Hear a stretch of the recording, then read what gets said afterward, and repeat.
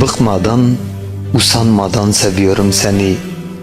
Her gece seni sayıklarken gözlerimi kanartarcasına sevdim. Sen olmasan da seni seviyorum mavi gözlüm. Acılara boyun eğmeden seviyorum seni. Her sabah benimle ağlardı yağmurlar. Gene de hiç tenezzül etmeden sırılsıklam seviyorum seni mavi gözlüm.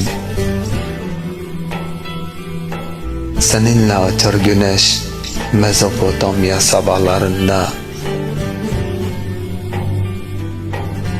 Uzakta olsan da biliyorum sen hep benimlesin. Ruhun bedenimde can verene kadar seviyorum seni mavi gözlüm.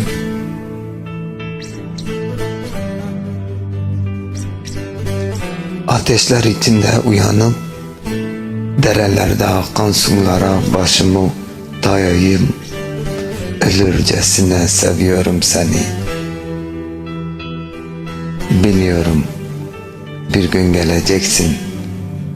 Baharım ol gel sevdiğim. Güneşim ol gel sevdiğim. Yazım ol gel sevdiğim. Baharım ol gel sevdiğim. Biliyorum bir gün geleceksin.